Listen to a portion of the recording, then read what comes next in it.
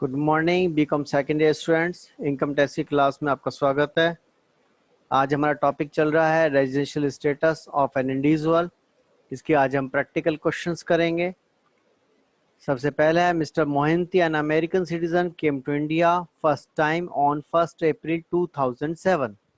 He went to Japan on deputation on 31st January 2017 for 3 years, but came back to India on 1st May 2018 and went back to Japan on 30th June 2018. He returned back to India on 2nd February 2020. What is his residential status? इसको देखिए, सबसे पहले हम previous year 2019-20 की बात करेंगे। वह previous year 2019-20 में वह कहाँ थे। इसके लिए सबसे पहले 1 अप्रैल 2019 की स्थिति देखिए। यहाँ पर देखा जा रहा है कि he return back to India on 2 February 2020।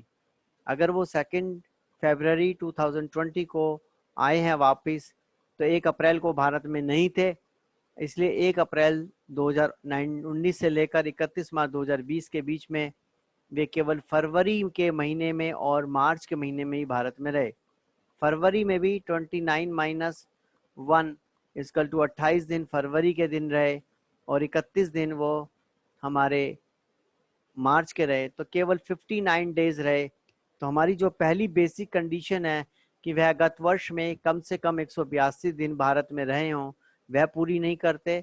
और पहली बेसिक कंडीशन की वैकल्पिक कंडीशन है कि वह गत वर्ष में 60 दिन और गत वर्ष से पूर्व के 4 वर्षों में 365 दिन भारत में रहे हों, तो वह 60 दिन की कंडीशन भी पूरी नहीं करते, क्योंकि वह केवल 59 डेज भारत में रहे हैं। इसीलिए इनका जो स्टेटस है वह नॉन रेजिडेंट होगा। दूसरा है Shri Om Prakash Singh and British national visiting India for 100 days every year since 2000. What is his residential status in India? इसके लिए हमें पहली देखना है कि वे केवल 100 दिन के लिए आते हैं। पिछले 20 वर्षों से वो 100 दिन के लिए आ रहे हैं। तो अगर हम देखें कि पहली कंडीशन क्या वो पूरी करते हैं, तो पहली कंडीशन वो है 182 दिन की, वह पूरी नहीं करते हैं, लेकिन 60 दिन जमा 365 दिन वाली पूरी करते हैं। अर्थात वह पहली कंडीशन का पहला पार्ट नहीं पूरी करते 182 दिन वाला, लेकिन 60 दिन जमा 365 दिन वाला पार्ट पूरी करते हैं, क्योंकि 60 के बदले वे 100 डेज रहते हैं और 365 के बदले 400 दिन भारत में रहते हैं।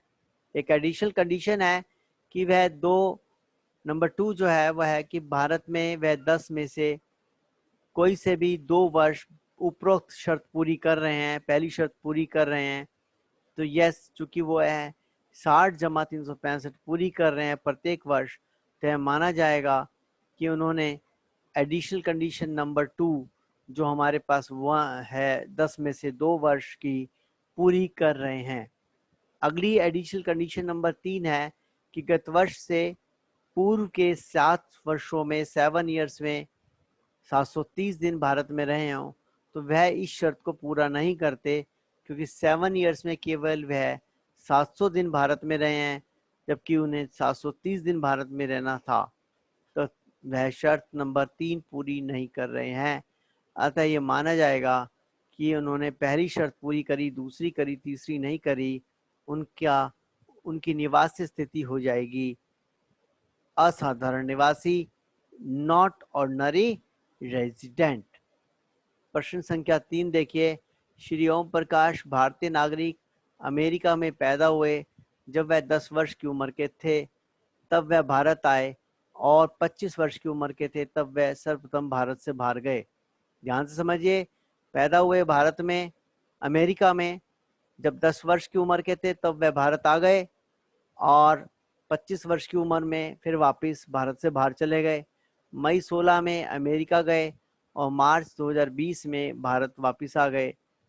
हमारा गत वर्ष है 1 अप्रैल 2019 से 31 मार्च 2020। अर्थ है उन्होंने के द्वारा देखा जाए तो पहली शर्त पूरी नहीं करते, ना तो वो 182 दिन की पूरी करते हैं और ना ही वह 60 दिन की शर्त भी पूरी करते हैं, 60 जमा 365 की। जब वह भारत में 30 ही दिन रहे तो 60 जमा 365 तो पूरी कर ही नहीं रहे हैं। अतः श्री ओम प्रकाश जो है पहली शर्त पूरी ना करने के कारण अनिवासी कहलाएंगे। प्रश्न संख्या 4 देखिए, श्री रमेश कुमार जो भारत में पैदा हुए 1 मार्च 2018 को आगे पढ़ने के लिए न्यूयॉर्क चले गए और 1 अक्टूबर 2019 को प्रातः पुनः भारत वापस आ गए। ये 1 अक्टूबर 2019 को भारत पुनः वापस आ गए हैं। हमारा गत वर्ष है 2019-20।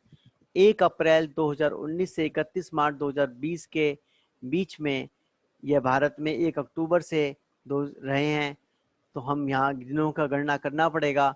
गत वर्ष 2019-20 में देखिए हमारे पास अक्टूबर के 31 दिन, नवंबर के 30 दिन, दिसंबर के 31 दिन, जनवरी के 31 दिन, फरवरी के 29 दिन, मार्च के 31 दिन, टोटल 183 दिन भारत में रहे हैं। तो यह माना जाएगा कि उन्होंने पहली शर्त बेसिक पूरी कर दी है। दूसरी अतिरिक्त शर्त क्या है कि 10 वर्ष में से कोई से भी 2 वर्ष यह पहली शर्त पूरी कर रहे हों। तो गत वर्ष 2018-19 में तो वह अनिवासी थे क्योंकि वो भारत में थे ही नहीं। 2017-18 में देखिए वह 1 मार्च 2018 को भारत से बाहर गए थे, तो इसका मतलब वो पूरे लगभग साल भर 182 से अधिक दिन भारत में रहे, अतः वह साधारण निवासी थे। 2016-17 में वह भारत में ही थे, अतः वह साधारण निवासी थे उस समय अवधि में। तो अतः हम कह सकते हैं कि गत वर्ष से पूर्व के 10 में से कम 2 वर्ष वे भारत में निवासी के रूप में रहे हैं। तो हम ये कह सकते हैं कि उन्होंने पहली वाली जो एडिशनल शर्त है वो पूरी कर ली है। इसके अतिरिक्त गत वर्ष 2019-20 से पूर्व के 7 वर्षों में कुल मिलाकर 730 दिन भारत में रहे, तो यह भी दूसरी अतिरिक्त शर्त भी पूरी कर लेते हैं। इससे एक बात पता लगी, उन्होंने पहली शर्त भी पूरी करी, दूसरी भी करी और तीसरी भी करी, अतः कर निर्धारण वर्ष 2020-21 के लिए उनकी निवास स्थिति साधारण निवासी की होगी। अब आते हैं residential status of HUF, Hindu अविभाजित परिवार की निवास स्थिति। अगर हिंदू अविभाजित परिवार की निवास स्थिति 3 तरह की हो सकती है, साधारण निवासी, असाधारण निवासी, अनिवासी। साधारण निवासी की दशा में कंट्रोल एंड मैनेजमेंट पूर्णतः आंशिक रूप से भारत में स्थित है तो वह साधारण निवासी हैं। अगर control and management Holi outside India है, पूर्णतः भारत के बाहर है, तो वह अनिवासी हैं। और HUF असाधारण निवासी केवल तभी बनेंगे जब उनका जो कर्ता है, हेड ऑफ द फैमिली है, वह स्वयं व्यक्तिगत स्थिति में असाधारण निवासी होंगे, तब वह HUF भी असाधारण निवासी हो जाएगी। कंपनी, एक कंपनी की दशा में या तो साधारण निवासी होगी, या तो निवासी होगी या अनिवासी होगी।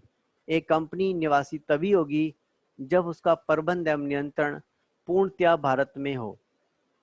जब उसका प्रबंध एवं नियंत्रण पूर्णतया भारत में स्थित हो, तब वह कंपनी भारत में निवासी मानी जाएगी।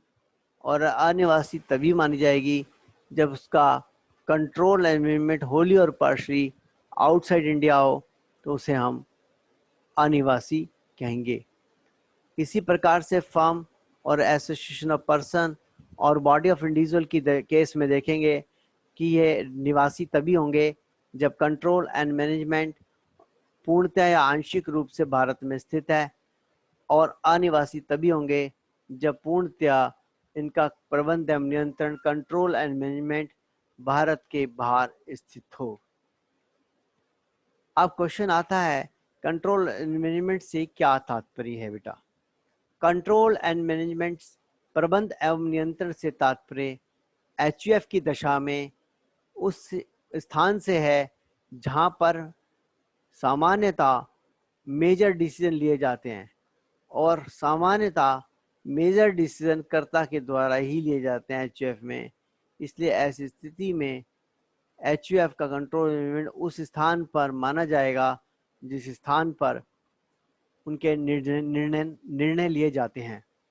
फर्म का कंट्रोल एलिमेंट उस स्थान पर माना जाएगा जहां सामान्यतः पार्टनर्स मीटिंग करते हैं, उनको माना जाएगा कि उनके द्वारा प्रबंधन नियंत्रण वहाँ है।